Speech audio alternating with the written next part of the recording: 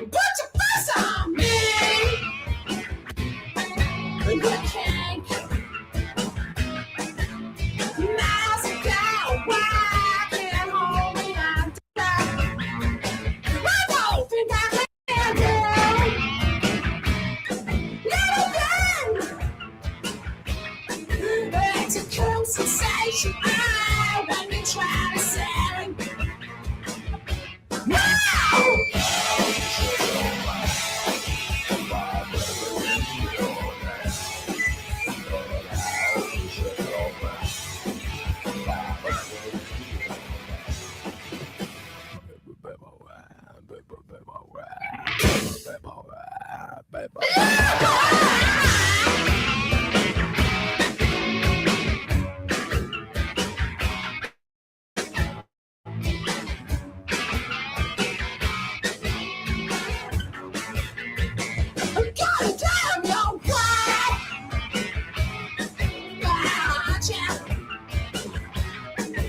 But your daddy doesn't mind your dancing pro.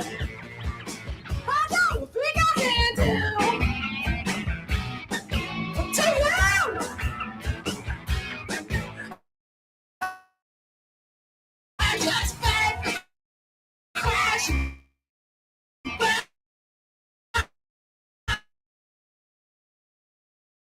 Nobody to buy.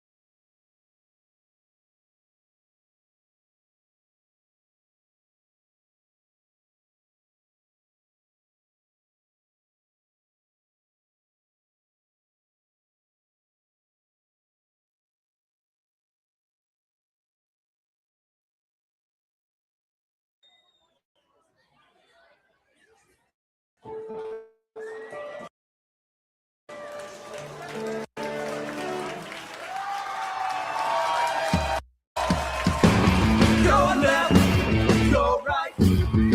Everyone you came with tonight. Get beer, stand here, waiting for the man to appear. You're right, he's wrong. You both know the words, sing along. You're left with him. Say hello. Say hello.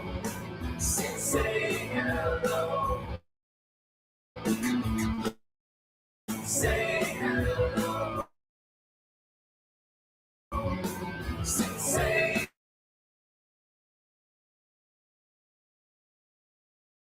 hello.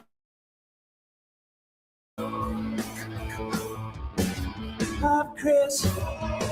That's Carl. He's Mark. Counting all the stars in the dark. That's Ron.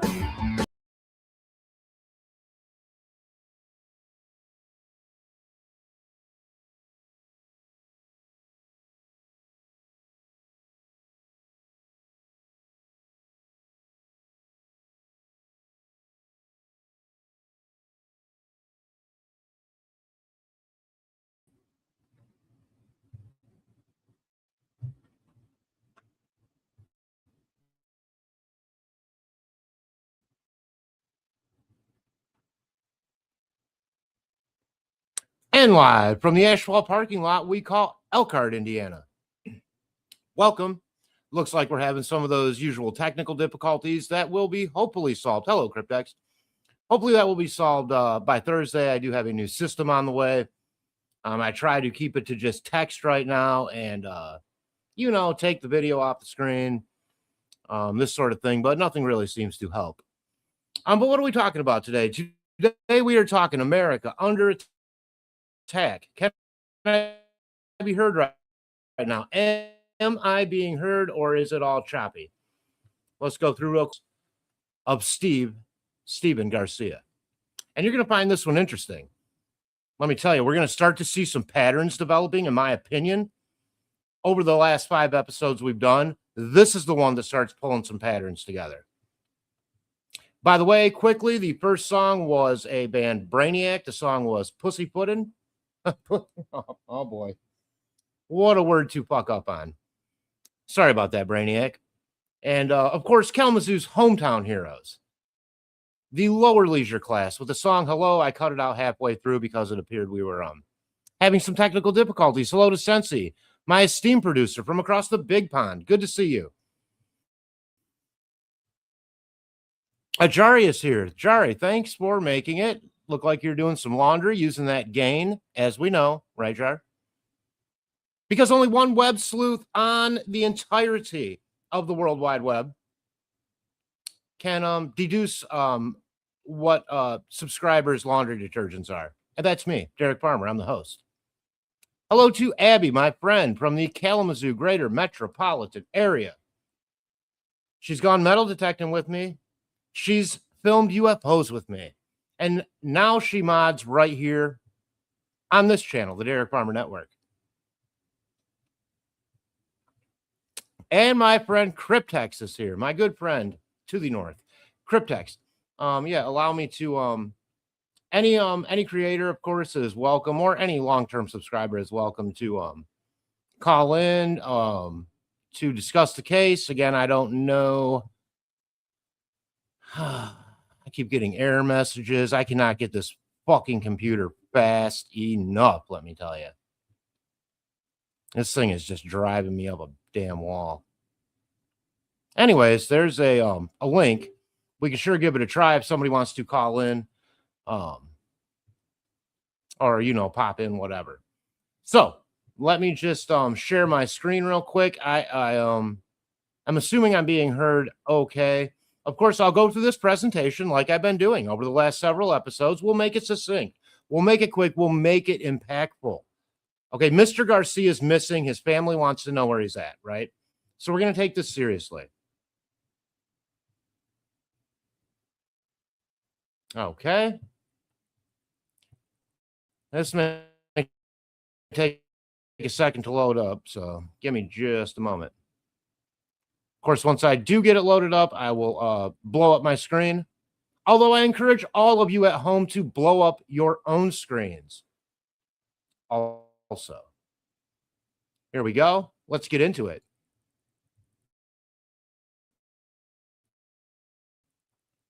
Oh, as soon as it shares here. Hang on a second. Here we go. Come on. You can do it. There we go. Jesus Christ. Drive me up a goddamn wall, I'm telling you. Okay.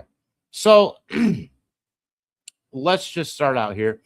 Theories behind the disappearance of Steven Garcia. I'll go over some of the where he's from, all this kind of stuff in another part here. But anyways, the disappearance of Steven Garcia remains officially unsolved, and publicly sharing unverified theories about his case can be dangerous and potentially harmful. Thanks for that warning. It's been, by the way, over, actually, we're within 10 days of 1 year of Mr. Garcia being missing. So I would just ask whoever wrote that part there if they intend on actually finding Mr. Garcia, or if they just want to hand out warnings on some innocuous internet message. Steven Garcia, government contractor in New Mexico with TSSCI clearance, top secret security compartmentalized clearance, vanished under unusual circumstances, leaving behind his personal belongings. Here we go again. Speculative theories. You know what? I'm going to skip. I'm sorry, you guys. I may have started just on the wrong one here. Let me just go over the basic details. But as you see already, we're getting into patience is a virtue, Sensei. I got to tell you, patience is a virtue. Both for me and for you guys. I feel bad as I'm trying to struggle through these technical difficulties. It throws everything off, by the way. You know what, Sensei? You sent me the other day on a different case. You sent me this certain site, and I kind of like this site that you sent. So I've been using it as a resource for other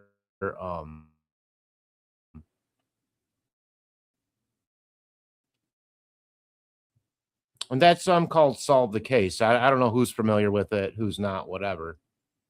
But all right, come on, pop up there, Mr. Classics. Let's go.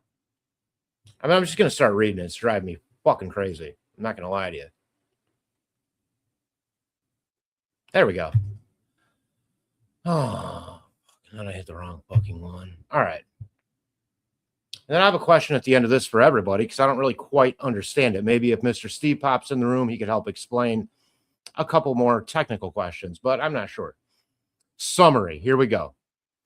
Stephen Garcia, 48-year-old government contractor with ties to the Kansas City National Security Campus, disappeared August 28th, 2025. Nearly 1 year ago, the 48-year-old was last seen leaving his home in Albuquerque. Okay, so he works at the Kansas City National Security Campus, which, by the way, I checked, is indeed in Kansas City, Missouri. Or Missouri, I guess, if you're from there. Yet he lives in Albuquerque. Seems like a long commute, no? Garcia allegedly served as a property custodian at KCNSC's New Mexico facility. Okay, I'm sorry, I didn't see that earlier.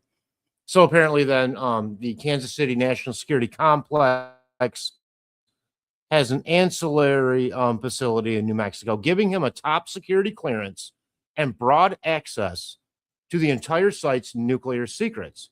No definitive link is publicly confirmed by authorities, and investigations continue. Circumstances of disappearance.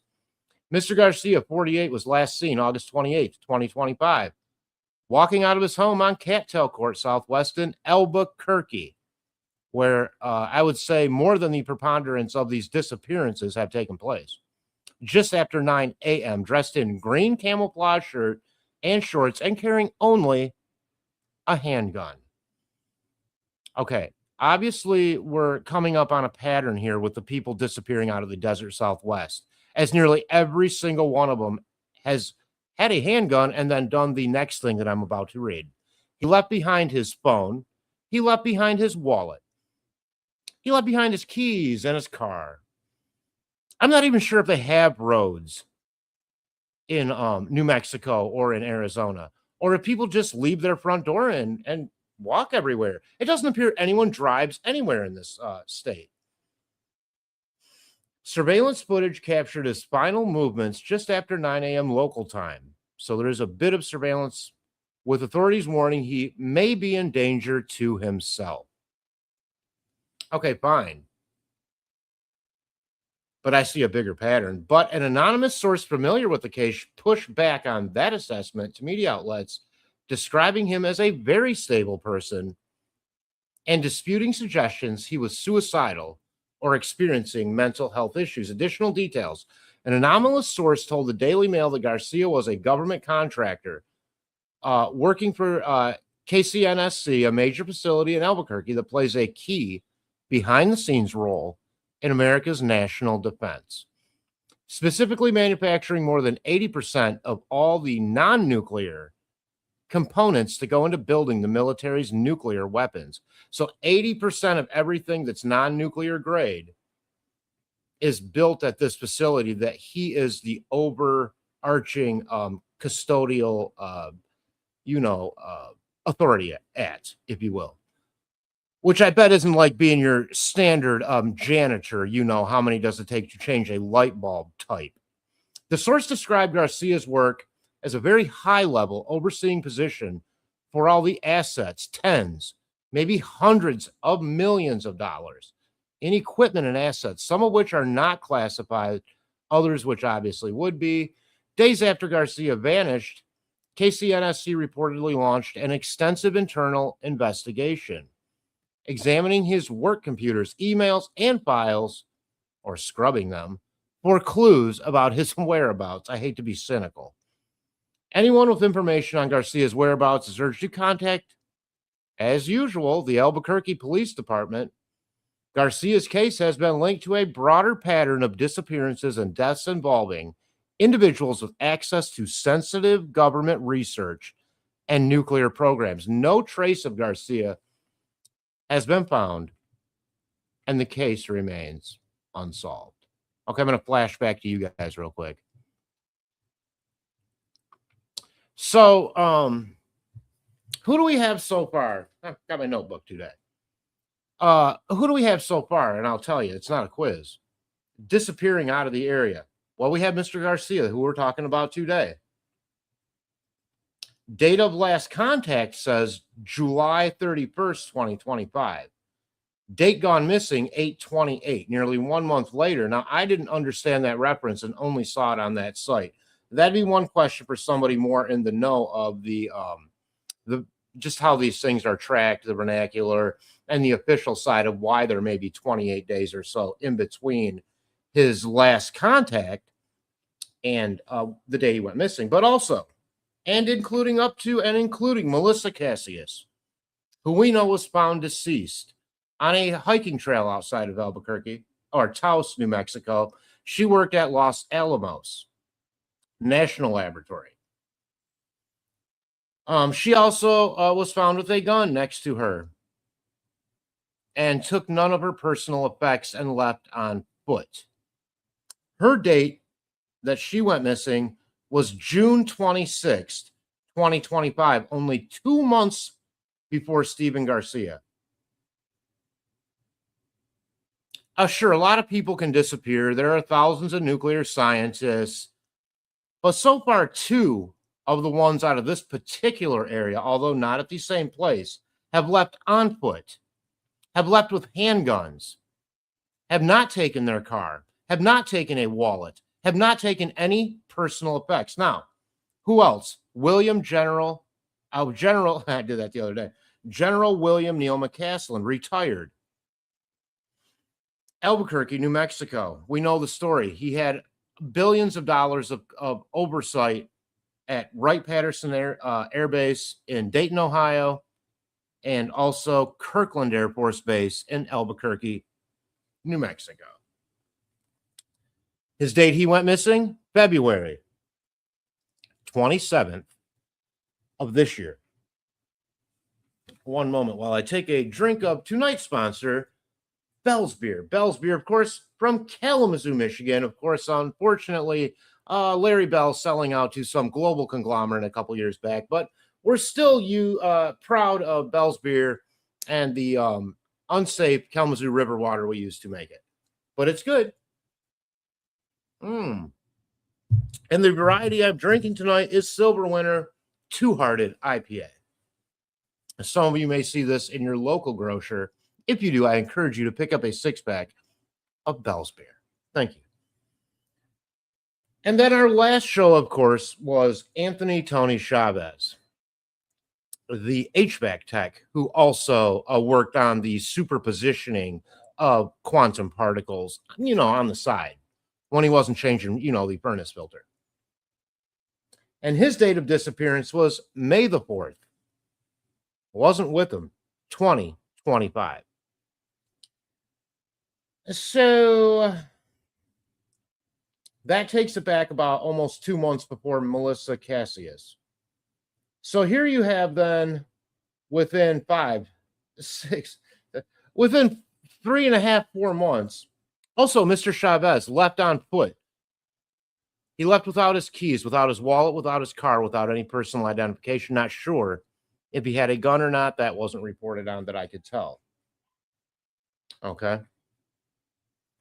So then, and then bump forward beyond Stephen Garcia's disappearance nearly 1 year ago.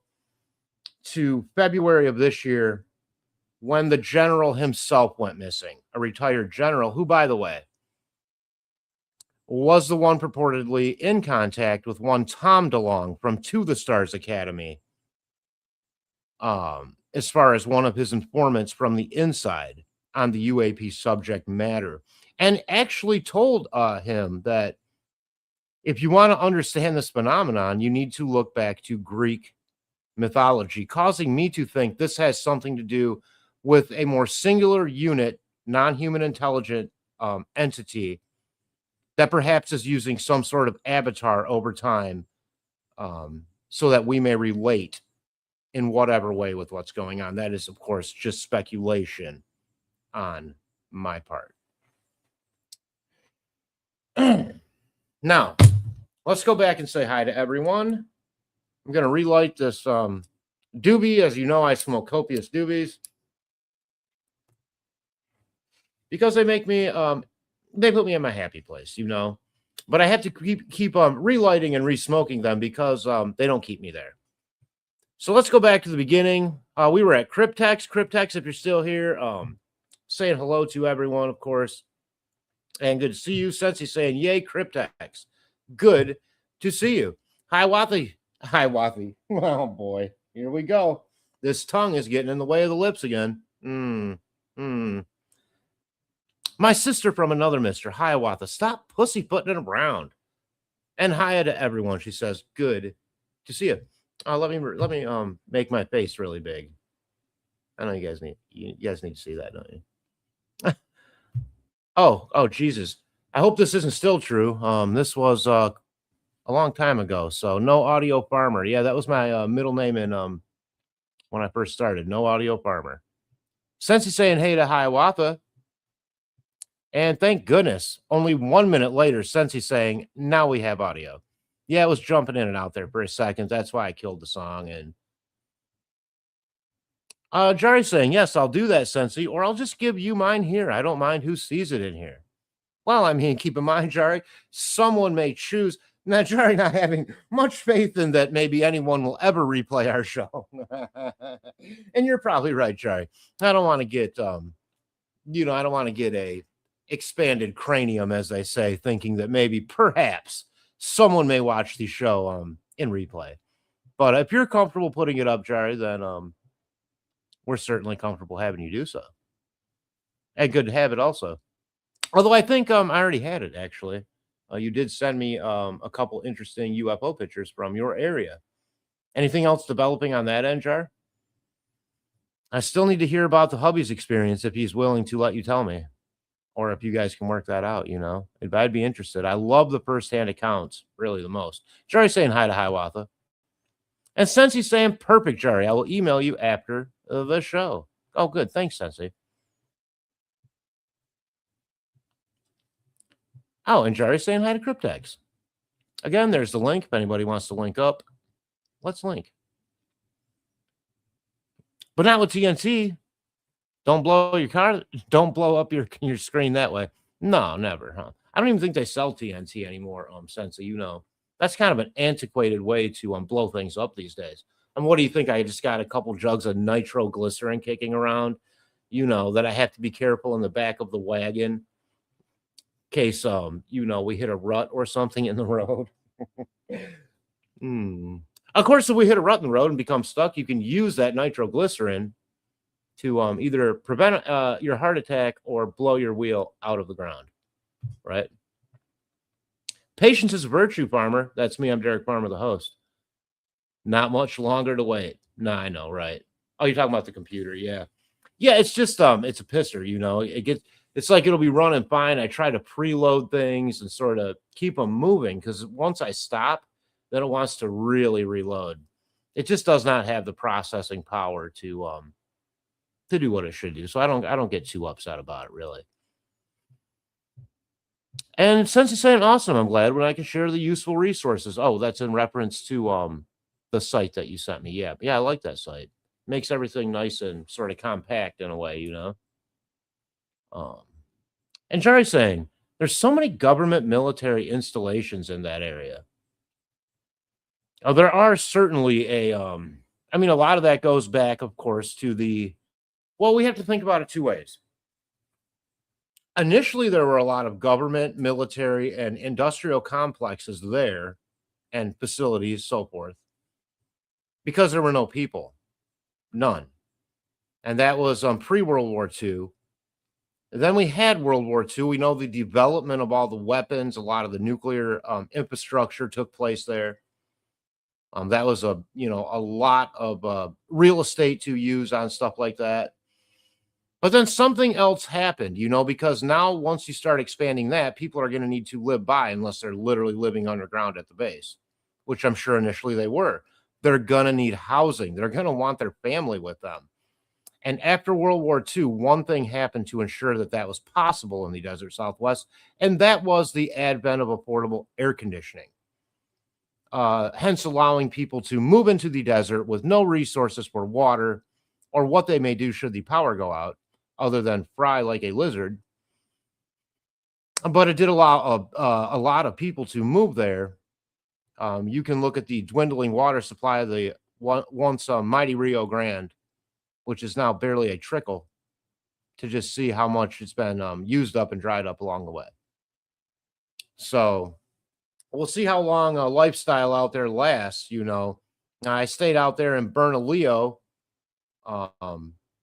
for a little while with a relative once. Beautiful. But again, trying to have an acre of green grass in the middle of the desert also uses a lot of resources, and people don't oftentimes think about a more natural surrounding. So I don't know what I'm going on about here. But okay, so what was this dude working on? Basically, they're saying he's basically the overseer of that. He's probably not working on any specific programs, unless there's something we don't know about, and he's doing it on the side, like I feel Mr. Chavez was strongly hinted to doing. I mean, I really feel like after rewatching that show, rereading what we did, that they're really trying to lay out two narratives for what his employment position was in regards to Mr. Chavez, not to the case we're discussing today. So, just an opinion. Anyways, so Jari's saying in the entire state, actually. Yeah, right. Yeah, for sure. Essentially agreeing that it certainly has a lot of interesting and weird shiz going on. I mean, this is where initially many of the UAP encounters happened. I think that's directly, I mean, I feel that it's probably directly related in some degree to the nuclear bomb or possibly even advanced rocket technology. As we know, in the 30s and 40s, Aleister Crowley was doing esoteric dark rituals in the desert Southwest, involving such characters as Jack Parsons, who founded JPL, NASA's Jet Propulsion Laboratory. Also, characters like the wonderful and lovely dance instructor Werner von Braun, the Nazi brought over in Operation Paperclip to run that rocket program, as he was a key scientist on what was known as the V2 rocket for the Germans. Basically, an early example of what we would call a cruise missile, probably today. Low flying, very fast, and a big warhead, and a long distance. Hello. Got his fingers in the yellow pages, walking that bomb in hundreds and possibly thousands of miles away at a time when we could barely shoot a bomb, from here to the south if there was another war, So something to consider. Hiawatha saying I always wanted to live in New Mexico, not so much nowadays. I mean, it's absolutely beautiful. I'm pretty certain it's always been pretty deserty. Not the contrast that I saw in northern Colorado when I lived there in Fort Collins. The first year arriving back in the mid-90s, again, the side of the foothills looked like an Irish spring commercial. We got there in the spring. There were wildflowers everywhere, and the hills were green, and and you could hear the sound of music. And I swear I saw Julie Andrews twirling around, you know. But by the next year, everything was brown, only to stay that way ever since the last 31 years. They've been in a drought. But I feel that, yeah, places like, New Mexico, although Albuquerque not being so far south in New Mexico. I mean, you basically are just heading south from Colorado, coming down from Santa Fe at some point out of the mountains, and boom, you're right there in the Bernalillo and Albuquerque area. And my aunt who worked for the state of New Mexico, um, would actually plow snow off the roads, in the Albuquerque area. So they even get snow and everything like that. I mean, obviously it's typically melted in a short amount of time, whatever. And they just have these cute four-wheel drives with a plow on the front. Like they don't have the big up north trucks. Blabbery tonight. Since he's saying they never seem to have any of these cases where they had a history of XYZ, or their marriage broke down and they were devastated, or they got, yeah, exactly. And it seems like to me too, like in a lot of these, the family is almost making these sort of lame excuses as to why their loved ones have disappeared. Oh, they were depressed, they had chronic pain. Yet you look at all four of these cases, besides the one that I can't confirm had a handgun, and not only do they take place in around a year or less, all of them, they're all from the same sort of industry, but also the details of the disappearance are all very similar. So I feel it's a pattern. I feel something's going on. I'm not sure. Maybe they're directly hitting them with direct energy weapons and planting thoughts in their head. Yes, I believe that is possible. I forget what they call it. I mean, I know the government had a program. I just forget what they call it, where they could put voices in your head through your inner ear. It's not telepathically, but just using different sound waves. But Havana Syndrome style, MK Ultra. These things aren't conspiracies anymore. The government's released a lot of the actual documentation admitting to these programs. These programs included giving people heavy doses of drugs and trying to convince them through audio visual, just crazy like stuff to do things basically for the government that they wouldn't have a guilty conscience about, and to follow orders and commands like a good brainwashed citizen or soldier may. These things are real. Again, they're not conspiracies. They've been talking about MK Ultra for years, but we've had the testimony. It's come out. It's come out. They'd have you believe everything you ever talk about at first is a fucking conspiracy. Well, maybe sometimes when we talk about them at first, people ought to be listening, because they don't turn out to be conspiracies. Okay. Look at the patterns. The FBI is investigating all this. We have no results from this investigation yet. Jar's saying she misses the desert. Oh, yeah, that's right, Jar. She was born, raised, and spent most of my adult life in New Mexico. I forget which part, but I believe we have had that green chilies conversation before. Yeah. Yeah, and it is beautiful, and wild, a bit wild. And my aunt used to take me to some of the wildest, you could call it a bar if you want. One place was called like the Chicken Coop or the Chicken Shack, which was previously a place where they grew chickens. It was like a Quonset style hut made out of tin with a dirt floor. But you make anything a private club, you just put the beer in a cooler and it's crazy. Those are some wild places. That the sheriff's, again, I've spoken about something called the sheriff's posse. This is something where you have to be a member. In order to be a member, you have to own a horse and or trailer. to where if there's a state of emergency, particularly a flash flood or maybe a snow event, you can get to people where there are no roads. And then you can have, people join you there as a guest.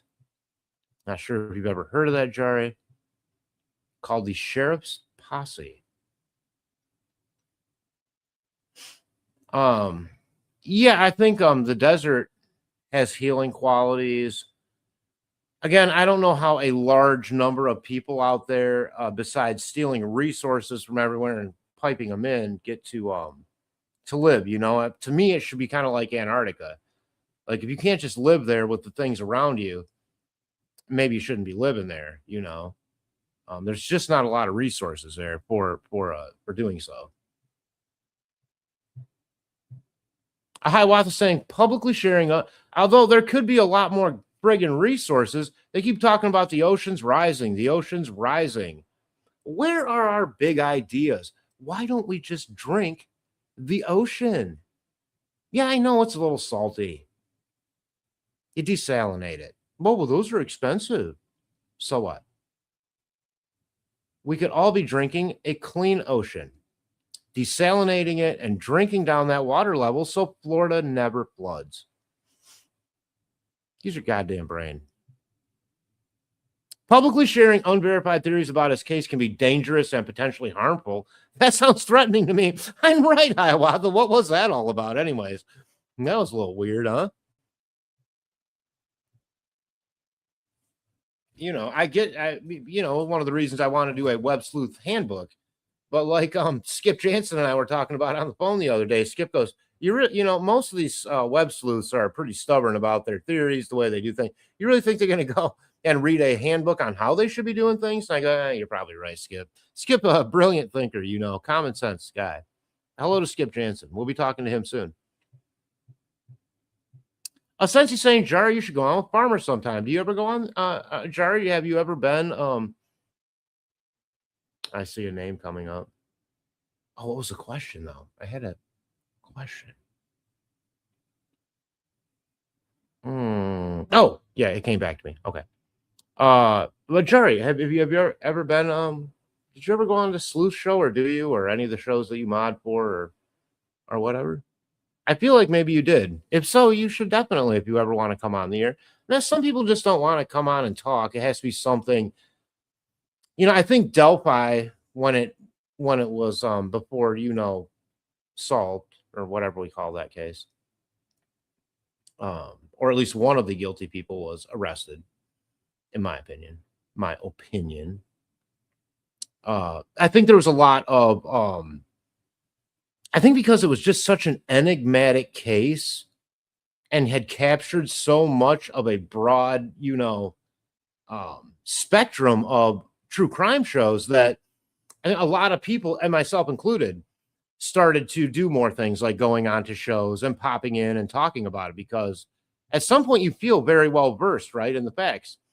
No, nothing new on that UFO thing. You don't mind me telling you about hubby's experience. It wasn't much, though. Well, data points are data points, Jerry. And welcome to the show, everyone. Please, one Mr. Steve from True Crime Web. Always great to see him. Let's read this comment.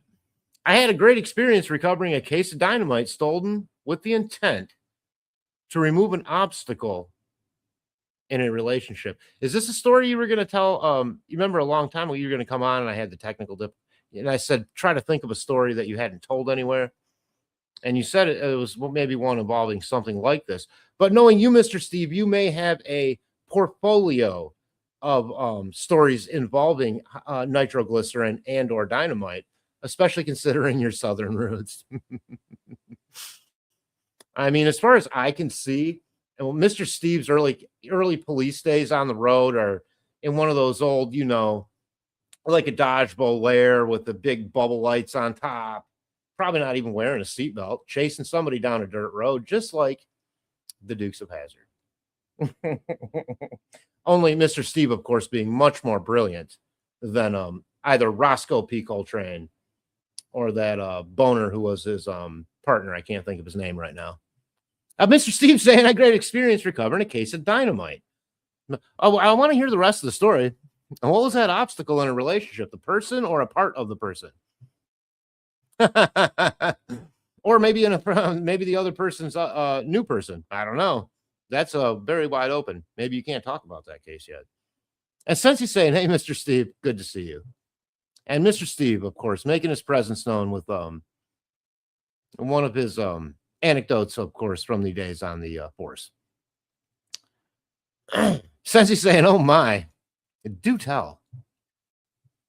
Since he is complicated and has a twist which can only be fully appreciated live. Hopefully, I will be doing some new show. Whoa, whoa. Abby's not here to call for it, but I'm just going to do a 4 Bic drop. Bam. Because I think that says he may hopefully be doing some new shows at some point. That would be so excellent, Mr. Steve. Please make sure to keep us updated on that information. The entire internet awaits you. You know that. But I also know that you got a lot going on. You know, maybe you like to take a day or two and you know, head on over to the breakfast joint and do something with the fam. I get that too, but maybe you got an itch. Maybe you got a little itch here lately, Mr. Steve. I wonder what the focus of a new show. I wonder if it'll be more of the same, which would be great. Who doesn't love it? Let me ponder for a moment. Don't tell us. Don't tell us. Keep it under your constable's hat. He's a big round one like in Maryland, you know. or maybe the Canadian Royal Mounted Police. Badasses, by the way, those Royal Canadian Mounted Police. People give them shit because they ride around on horses talking like Dudley Do-Right, but you don't want to take it upside the head with one of those sticks they carry, just like the English police officers. I guarantee you that. Right, Sensei? Like, they know how to use the nightstick, and they're not afraid to use it. Beat the shit right out of you. God, I'm stuck on this, Mr. Steve. I better move on in the comments. I don't want to have what we call dead air. I wonder what it could be. Let me do a show about some more stories, like personal stories, I wonder. Or, I mean, this is a great personal story. Yeah, I guess we'll have to wait and see. Exciting. How exciting. Essentially saying, you painted a picture of springtime, the sound of music, autumn, tremors. Ah, yes. And the singing of lovely Nazi songs like Edelweiss. Edelweiss, Edelweiss. Thank you. Thank you. Johnny's saying voice to skull. Right. Different than ass to mouth, but definitely bad for you. Both ways there, Jar. Sorry, I didn't mean to say that out loud. I apologize, everyone. That was maybe a little bit too much for the room tonight. Abby's not here. She would have been laughing. Look, I'm totally immature. I get it. Also, no disrespect to any victims, of course. That portion of the show is over. Whatever you guys think. I just wanted to mostly add Mr. Garcia's case to this, as we're going to be moving out of the desert Southwest soon and onto where I think more of a broad conspiracy is happening, and that's Huntsville, Alabama. Huntsville, Alabama. All roads lead to Huntsville. When we're talking about time travel, anti-gravity propulsion, and the latest advanced rocket science, including all materials, Mandalay included, we're talking Huntsville, Alabama. We're talking people exploding in their Teslas in Huntsville, Alabama. And being attacked by direct energy weapons on the air live through their window. As you can see, their hand, both hands, in fact, that were exposed directly in front of the window, blistering and turning red as she was on the air live. And that'd be one Amy Eskridge. Eskridge. Sorry if I messed that up. Jari said, I think they use that on David Wilcock. It wouldn't surprise me. I've been watching more of him lately, Jari. I don't know why he annoyed me so bad back when he was with us. I just thought he was so cocky, or something about him, I didn't like. But as I rewatch him, that guy had some ballsy stuff to say, and he stuck with it a long time too.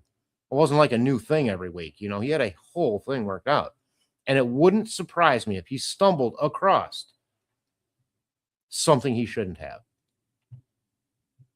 which I think may happen in a lot of these cases. I mean, you could even look at somebody in terms of now deceased uh, Los Alamos National lab worker, Melissa Casillas, who didn't have a TTSCI clearance, who was an administrator. But if you think about it, administrators still have access, both classified and unclassified, but you never know what people get access to as administrators. You know what I mean?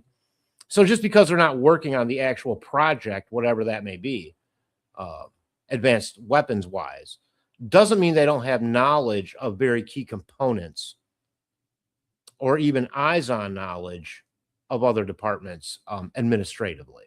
You understand? And could become a threat to the legacy control group's grip on this subject. Jerry saying, I think they used it on David Wilcock. Yep, very possible. Kind of an MK Ultra direct energy weapon kind of deal. A voice to skull. A voice to skull technology is real. The CIA, there are documents on it, many reports of this. So it is exactly what it sounds like. Machine talking to machine pops into your head through your inner eardrum, not telepathically. No one's claiming a temporal connection to this technology yet. Jerry saying, far southeast New Mexico, were there scorpions, Jerry? Did you ever see a scorpion? I need to know. Oh, Mr. Steve, while you're still here, in case I don't know. I had a question. So when I was looking at Mr. Garcia's missing time, he went missing on August 28th, 2025. But one article clearly states his last date of contact was July 31st, 2025, nearly a month before. I mean, is that exactly how it reads? If true that no one saw him for a month, but they know probably through, would you say, video or surveillance video or something when he disappeared? That still was an awful big gap between last date of contact and the date he went missing. I'll wait. Hopefully you're able to give your thoughts on that. Abby, hello, Abby. Good to see you. Abby, of course, restarting school. She's blasting her way through college right now. She decided to go back to college and to take advantage while she still could, even in her mid-20s, if you don't mind me saying so. I shouldn't probably dox you like that, but whatever, of what's known as the Kalamazoo Promise. And this is a program that is all privately donated funds to put every public school kid graduating in the city of Kalamazoo through the public schools into whatever university in the state, up to and including the University of Michigan, if they so qualify on a free ride for a 4-year degree, including housing, food, and books. Because when you actually get to one of these programs and, the thought of making like a kid having to then work 40 hours a week on top of trying to study, and trust me, every credit hour is like 20-hour-a-week job, It's a lot. It's a lot to ask of a kid that age, in my opinion, if they don't just have a little bit more help with, something healthy to eat. So, you know what I mean? It's not bad to have a small job, a little something for learning social skills. But if at all possible, in my opinion, I don't have kids and I know how expensive things are. Again, Kalamazoo is the Sweden of the Great Lakes area, the upper Midwest, whatever you want to call it. Pregnant mothers in our town, regardless of income. All this stuff is regardless of your income. You could be a millionaire or be in debt for $1 million. You're getting the same benefit. So there's not pitting one against the other going, oh, well, you missed the cutoff by $1. Now you don't get it. Everybody gets the free ride, even rich kids. Right here in the entire state of Michigan now. It's a whole deal. Again, all privately funded in perpetuity by the billionaire class that used to run Kalamazoo in the 50s, where there were more billionaires per capita than anywhere in the world. Kalamazoo, of course, a very anomalous town, my hometown. Very strange town. A lot of weird shit going down in Kalamazoo, but a lot of benefit socially. Again, this is not any tax burden. So it's just a benefit of living in the city limits that you get for free. Sensi's saying, now you're making me think of the movie From Dusk Till Dawn and The Bar. The Titty Twister. Ah, the Titty Twister.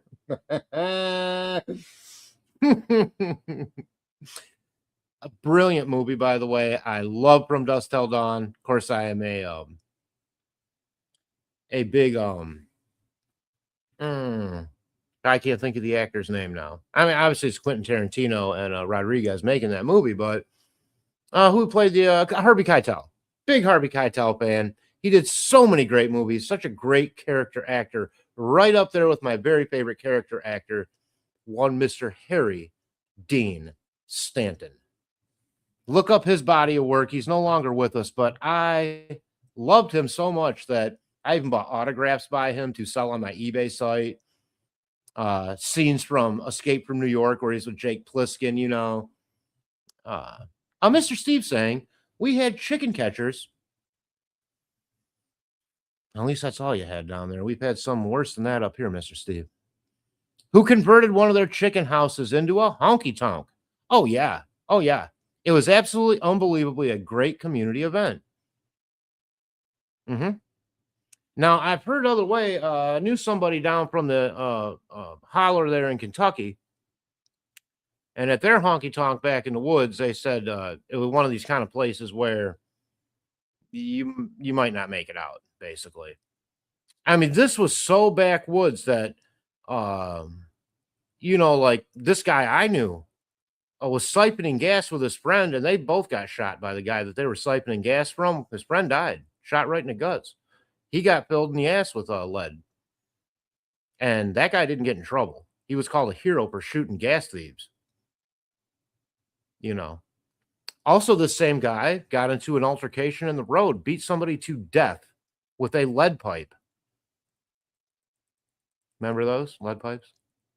I mean, we know lead paint's bad for you, but let me tell you what's worse for you. Getting hit in the head with a lead pipe. But because it was an altercation, this person had, I'm not sure what the situation exactly was, but no, he wasn't in trouble. Just defending him. Just defending myself, y'all. No offense, Mr. Steve. This is in the real backwoods of Kentucky. Again. Someplace down around Rogersville. No, that's Tennessee. I apologize. This would have been Kentucky. Been to Rogersville, Tennessee. I have some friends that came from that area. Give me one moment while I light a very dry American cigarette. As we know, $2 from every pack in the state of Michigan going to fund education. I just want to say, you're welcome. You're welcome. But yeah, Mr. Steve, this is how it was in New Mexico. I mean, there's some now that it doesn't have probably the lengthy history, of course, that anything either south, north, east, obviously east. You know, again, that desert Southwest is, you know, the 40s and 50s would be considered the early days, you know, I think, for the most part. But still, very rugged to this day. Very rugged to this day in many places out there. Yeah. There's so many huge clean aquifers under the ground in the Southwest. Is there really? Well, maybe it's not so bad then. I just know a lot of disjointed, useless information, which is why you should come on and bullshit with the host, who is the purveyor of disjointed, useless information. Hi, that's me. I'm the host, Eric Farmer. Thanks for joining us tonight, everyone. Mr. Steve saying, yes, I blew myself up once. Well, I mean, I've seen your show, And I seen you even when you used to go on location. So it's not like a Franklin Roosevelt situation where we didn't know the president was in a wheelchair, or perhaps even old Ironsides where, they made the wheelchair evident. So I have to say you kept all your feet and digits and hands and legs. Hopefully you didn't get hurt too bad. Hopefully you didn't get hurt too bad, Mr. Steve. If so, they did a good job rebuilding you like they did the $6 million man. And since you're saying I like disjointed, Jari throws lots of thoughts out there. I agree. And Jari has personal experiences too. Oh, abs, I can't do it again. Are you just saying, I did the one big drop already, but I did it in your honor. Maybe you weren't here yet. I don't know. Maybe you were. It was I guess I'm behind in the chat as usual. I'm behind in the chat as usual, guys. I'm so sorry. I like to ponder over each thought.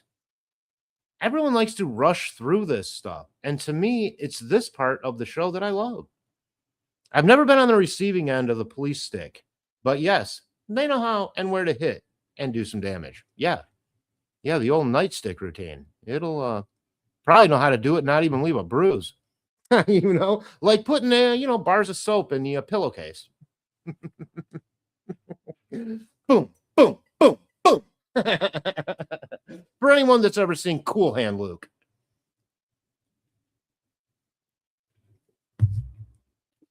Great movie. Great movie. I don't care if it rains or freezes. Saw plenty of scorpions. Was stung by one as a kid. About like a wasp sting. Now, Jari, let me ask, are there different levels of scorpions, or you're just dealing with one variety that it's going to be like a wasp? I mean, I'm not so scared of a wasp. But a scorpion, I don't like spiders. I'm very arachnophobic. And I'm pretty sure there's probably not friendly spiders down there either. Ugh. Blah, blah, blah. Don't like it. I don't like that stuff.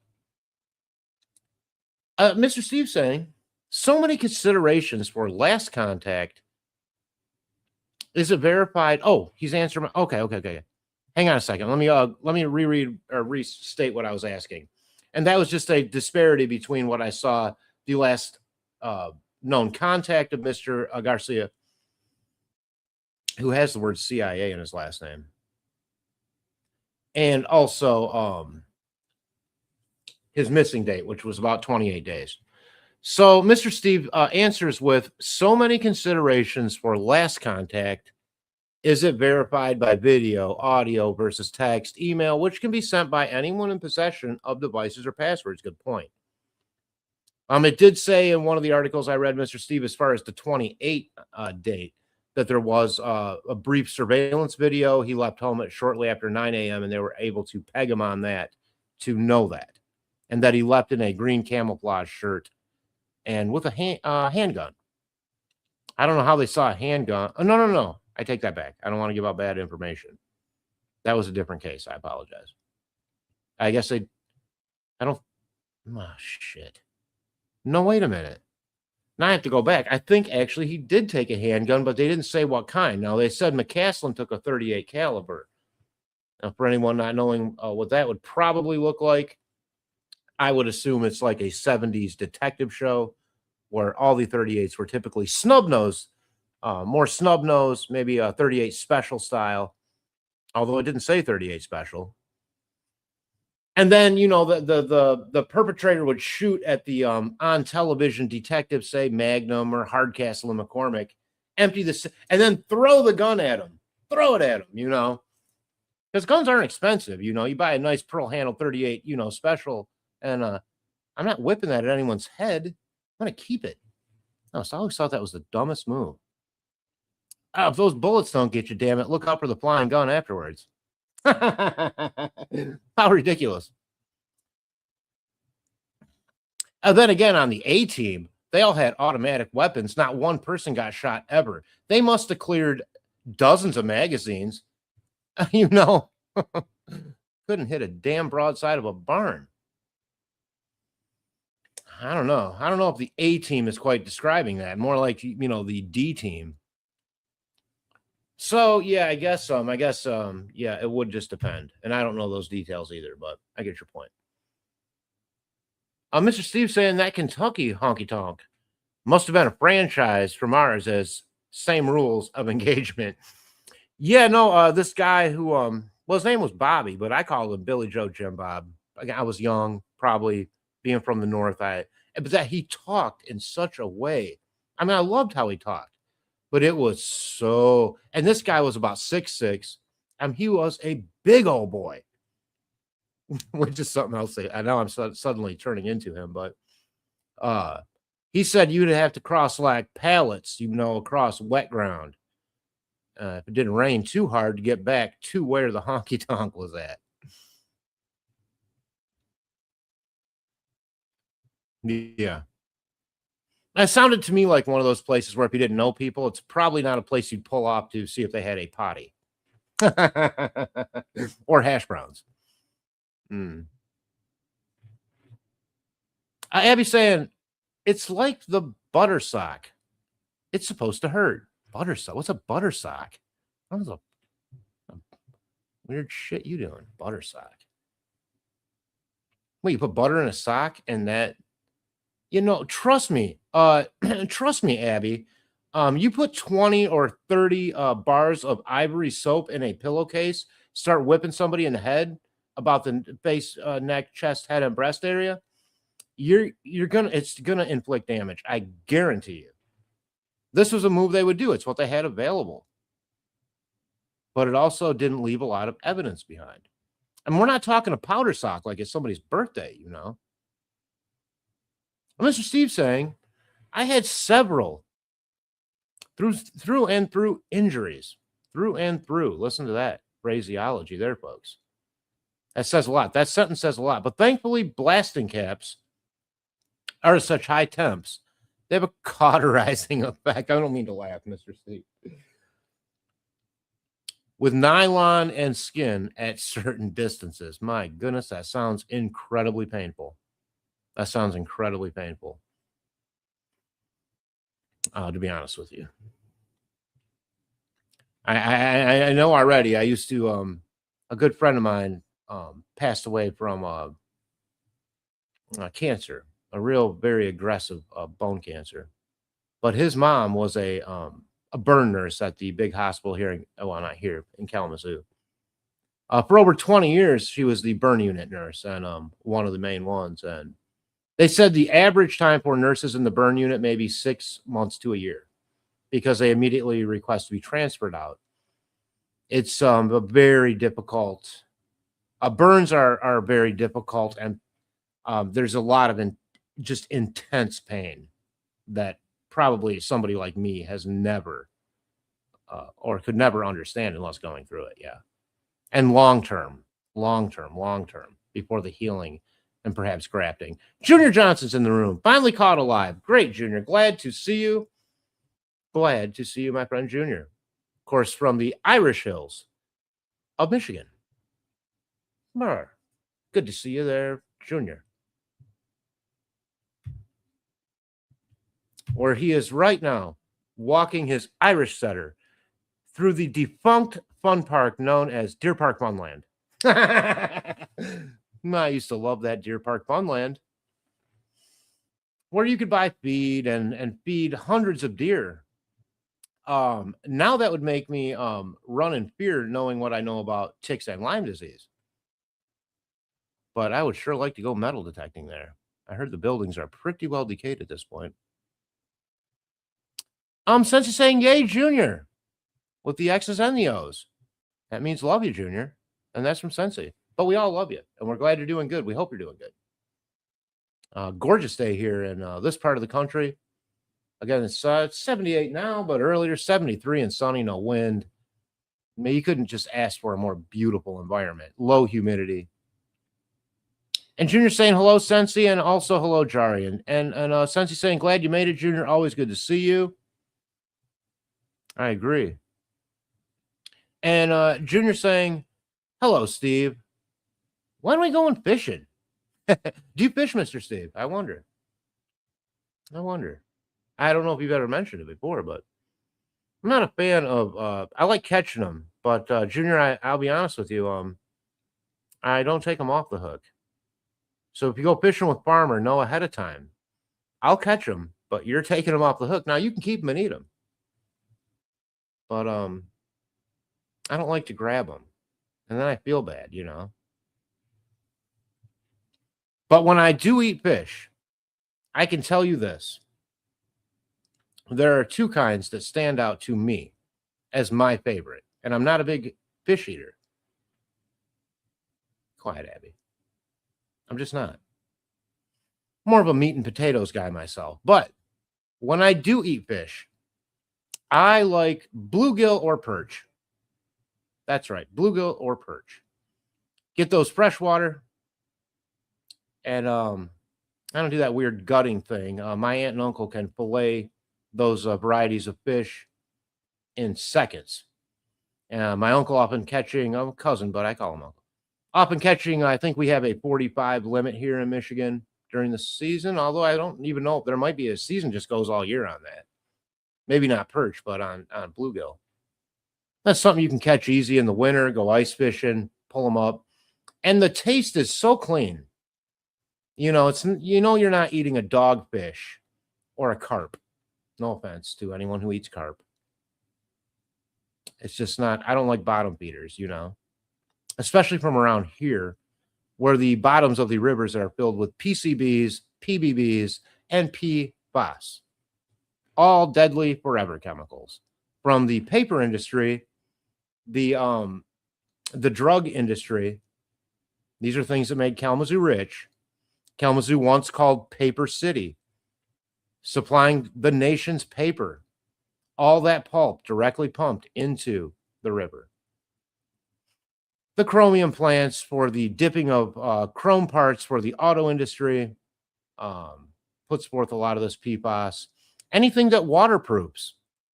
We had large shoe manufacturers here that would dump their leftover leather next to the river, all of it full of waterproofing agent.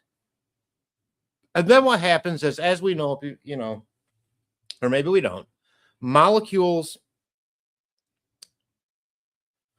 don't bind in threes. And this is a 3. I should say they don't dissolve in water. They bind in threes and don't dissolve in water. Molecules bind in threes and don't dissolve in water. And so this molecule binds in threes and will go down the river looking like a large piece of old dirty styrofoam. And I understand from some of the firsthand accounts that chunks the size of 2-story houses used to float down the Kalamazoo River of just the foam. And that was the pure chemical, you know. So, yeah, we're all full of it here. But if you get into some of the freshwater lakes away from that, of course, or away from in other parts of the country, perch and bluegill, some of the best perch I've ever had come right out of Lake Huron. They used to have a huge perch fishing industry there in Lake Huron. It's been completely decimated. So you can't really catch them there anymore. My uncles used to go out, and I remember going with 2 on 2 hooks he would throw in, 2 of them at a time, you know, if you get a school of them. Beautiful, large ones. Now, I tell you a fish I've never had, and maybe some of you have, that I heard tastes like giant perch. I mean, you can tell me if this is true or not. It's called walleye. Has anyone ever had that? That would be one fish I would be interested in trying. And Mr. Steve saying, oh, no, wait, other one. Let me flash forward here. Sorry, Mr. Steve. A junior had asked about fishing, and I actually spoke with Mrs. Steve yesterday, as I have on my bucket list a drive around the country and meet up with creators at my chat friends. I hope that hope I'm on that list, Mr. Steve. If not, let me know where I can drive to meet you and several other creators, because I would sure love to have coffee with you sometime. Yeah. And everybody here for that matter. Abby's saying we should all go fishing. Yeah, Mr. Steve. I mean, you out of a lot of people, you know, seem to have a you just seem to have that about you, you know. People. I mean, this can be bad too, you know. If you're a celebrity is not the right word, but you know what I mean. Known. you know, sometimes you have to obviously draw a line there, with things. And I understand that too. Um, but you don't see it as an affront, at least for someone to say, "Hey, do you want to do this?" Or what, as some creators see that just merely that question to them means, well, you're some kind of sycophant weirdo. I can assure you, I'm a sycophant of no one. I don't even like myself that much, So, um, but there are a few people in this process since I've been, you know, uh, broadcasting at an amateur level, like I have been for the last 3 years, who I have met that I would love sometime to actually sit across a table from and talk to. Not that this is in any way would be. I don't know. I just feel like it would be different. You might get more out of the experience, Uh, but I find again making those connections sometimes are a lot harder than wanting to, of course. And maybe we should all go fishing, but we don't want to all get in the same boat. We'll sink, I know I don't have a lot of listeners, but I have enough to sink a small fishing boat. I'm sure of that. And on this channel, there's just enough listeners to sink a small fishing boat. That's not too many. Sensei saying farmer, I saw a video earlier about the ticks and Plum Island. I've been talking about this for like 3 years I've been on the air. And before then, there was no tracking of ticks and no illnesses. And of course, when they figured out DDT actually killed them dead immediately, well, it also killed other things they didn't want it to kill. So they banned it. The one thing that killed them.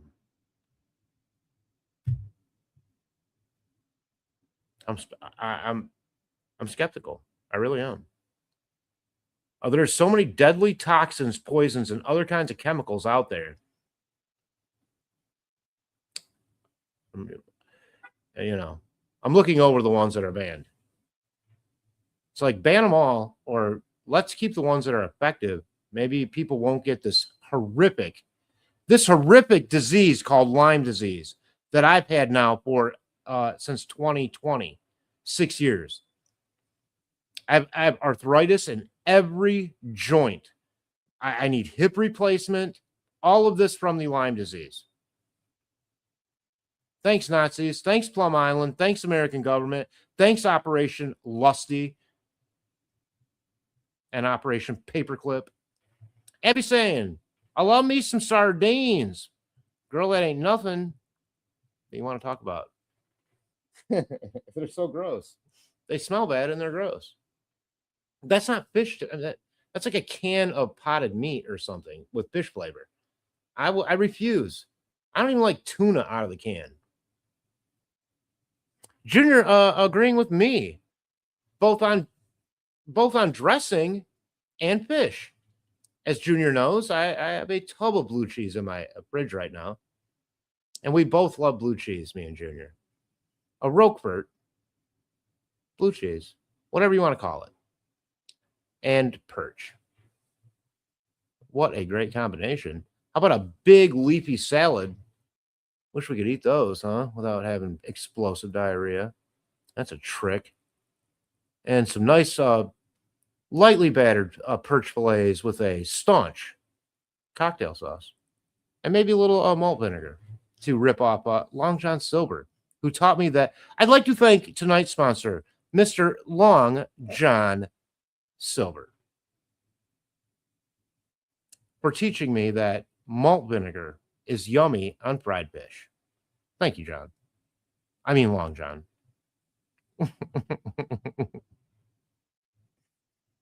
Oh, boy. Jari saying, Sensei, ticks are the least things that happen in that area.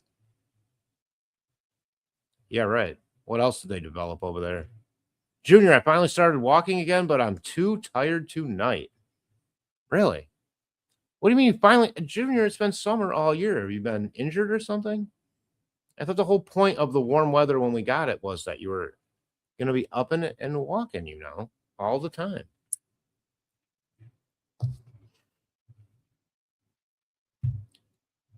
It's so gorgeous out right now. And nighttime is no exception to that rule. It's so I love the Knights right now. Again, you could probably wear a little a blouse like this,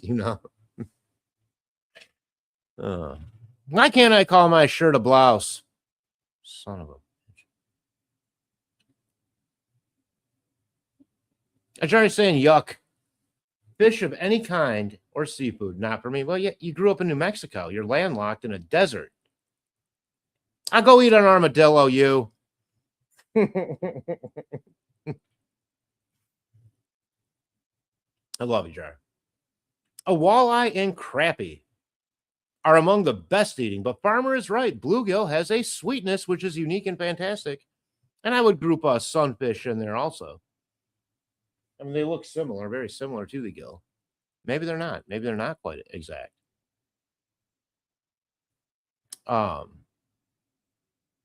I would like to try a good fillet since I do enjoy the gill and the perch so much. And I've heard that about crappie also. Those are similar to gills also, right? But the walleye is particularly, and they're fun. I heard that, aren't they like they run a certain time of the year? I know they do in the Great Lakes.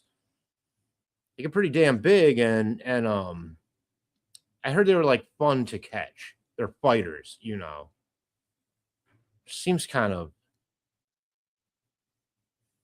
I don't know. Seems kind of mean. It seems kind of mean to want to catch a good fighter and then win. What a human thing to do, right? Oh, that's why people like to bass fish. Bass is not particularly an eating fish, but they're fun as hell to catch. You go weedless. I love catching bass. I mean, again, though, it's a catch and release situation. On that. Since he's saying Jari Farmer. I'm Derek Farmer, the host. And a few other. She just missed a comma. No big deal. Jari Farmer and a few other people believe there's evidence that ticks and Lyme disease were created as a biological weapon. And there is quite a bit of evidence to suggest they could be right. You damn right I believe it. You damn right I believe it. There is not a more perfect biological agent in the world than something that is bloodborne. Something that's nearly invincible to kill and not even noticeable until it's too late.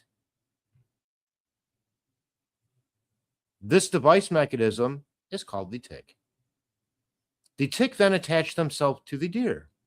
The deer then floated their asses across to Limetown, Connecticut, where the ticks jumped off, sucked all the blood from the townspeople, and then they banned DDT. Now, that's the timeline, folks, according to Derek Farmer. I'm being goofy now. But I do believe it is a bioweapon, yes. Created to be such. Absolutely, it came out of nowhere. Boom, all of a sudden we have it, Was it being misidentified? There's no indication to say so. In fact, all these diseases that are coming out of blood-borne situations, and obviously with mosquitoes, we've known for years that those are little bastards that, all kind of plagues and things. Now, that goes back hundreds of years that they can trace that action to. But the tick here, the number of cases this dirty little tick is churning out every year in the tens, if not hundreds of thousands. And it affects everyone a little different. Your whole immune system, pain versus sickness. I had very intense pain. It felt like literally my wrist bones someone had pounded stakes through my wrists, and it was hot fire in there. Same with my ankles where my feet attach. Like Geppetto. Geppetto. What a creepy name. Junior saying Monroe, Michigan, walleye capital of the world. I had no idea. Monroe. That's by Detroit, ain't it? Or something like that. Sensei saying, Junior, you got to have the balance and don't overdo it, my friend. Right. Junior saying perch is much better than walleye, in my opinion. Well, I would like to put the two next to each other and give it a little taste test. And since he loves the blue cheese too, we got a little blue cheese. We'll call her blue cheese crew. Abby's saying in my first apartment, my cat and I used to share tuna right out of the can together. Well, that is a lovely. Did you put it on a fork for the cat or just let it? I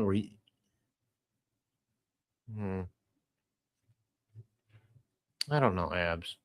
Or was it like a little, and then the cat.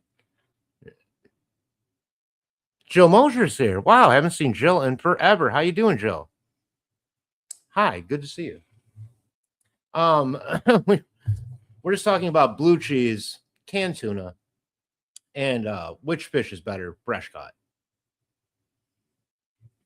And Junior's saying I got lazy. It's been really hot, Farmer. That's been pretty hot. Yeah, I agree. That's why you wait until this nice evening time. And maybe you put a few of you guys together and gals, and you call it Neighborhood Watch. Right? Keep an eye on the neighborhood. I think I might still have one of those old Neighborhood Watch stickers. It was like a yellow sticker, but it's got like the shadow of like a guy with like a, who's the guy from England, Watson, Sherlock Holmes. This guy's got like a Sherlock Holmes hat on, but it's just a silhouette in that yellow border. It's a really cool sticker. I love graphics, by the way. I do. I really do. Sensi's saying it's been an age since I've seen you, Jill. Yeah, really. Glad you're here. Or you might have missed this important conversation on blue cheese. Abby saying blue cheese is so good. My dad's from Wisconsin, so cheese is in my blood. I mean, but I would just argue or even push back a bit that just like Minnesota, Michigan has over 10,000 lakes. We just don't feel the need to brag about it, right? Michigan has a long history of making cheese. You could go to Pinconning, Michigan, to the Williams Company. Get yourself some sharp pinconning. If Junior doesn't know what that is, I'd be very shocked if he doesn't know the Williams Cheese Company. Delish, damn delish. And Mr. Steve saying hello to Jill. Well, and back and forth like that. I love that. And Jill also loving blue cheese. Now, she must have somehow temporally sensed this as she was sifting through the channels and said, this is my place. This is a place where I'm gonna meet other people that I have something in common with. And that thing, Jill, tonight is blue cheese dressing. But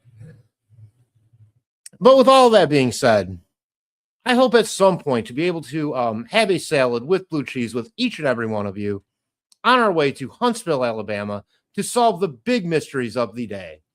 Because I like nothing more than a mystery. See, I don't like to dwell on the details of the murders unless that becomes relevant, or to talk about these assholes committing them. But the mystery surrounding it, the sort of air of that. And I never mean that to be disrespectful. And hello to Paula Fitzhenry, who we're glad to see. But as we move on here, we'll keep doing this. I got a new machine coming, obviously Thursday. I'm hoping for a better experience online. I feel like I pay enough that the experience that I'm having has just been terrible, whether it's the property, whether it's this. Really, Mr. Steve? Huntsville a few weeks ago, huh? You stop and do any, anti-propulsion, anti-gravity propulsion studies or anything? Well, I mean, that's where a lot of it started, with Dr. Ning Lee. A lot of startups down there. People don't know about Alabama. This one's going to take people a little bit by shock. But I do believe a lot of it goes back to that area. And certainly a lot of a dead and missing from there, scientist-wise. And right, and like I was saying earlier, are any of these that we've been going over the last several times here on these episodes related? I have no idea for sure if they are, but I am seeing patterns developing, at least on the ones in this part of the country. And I think once we switch to down south to Huntsville from the desert Southwest, we're going to see other patterns developing there that match. So maybe they're not all related. Are one or two of these related? Did Anthony Chavez or Miss who invented the Mondaloy Hiawatha? Help me out here. Monica. We did a show. Reza. I apologize to Miss Reza. You know, they both worked in the same place. Did she ever cross paths with General William Neal McCaslin? He was the one who was in charge of a lot of those dollars, apparently, on a lot of these projects involving this kind of technology. Now she's developing a product to use in the products that he's possibly developing. It becomes right. Space Camp. Exactly. It's Rocket City. I mean, it's got a whole sort of history, but the part that doesn't come out a lot is the work on anti-gravity propulsion. And that's had quite a storied history through the military-industrial complex there in Huntsville. As we know, they like to get that into private industry to make it unfoyable, unaccountable to the people and to Congress. Jill saying, yes, it's been a while since I've been on. I've been sick. My doctor says I cannot work anymore. I don't know what was the matter, but I feel really good now. I am so glad to hear that. And glad to see you all. We're damn glad to see you too. Thank you for being here, Jill. And I think it's important to note that you know, it's difficult when times get bad, but to not maybe appreciate it when things sometimes turn around and begin to become better in one's life, whether it be a health issue, whether it be stability, I point at myself, a mental health, whatever it is, to not take a moment to acknowledge that things sometimes get better also, I think can be pretty devastating. So with all that being said, you guys, thanks for being here tonight. Please take care of yourselves. Take care of each other. Mr. Steve's thinking about doing some new shows. You heard it here first on the Derek Farmer Network. Have a great night. We'll talk to you all soon.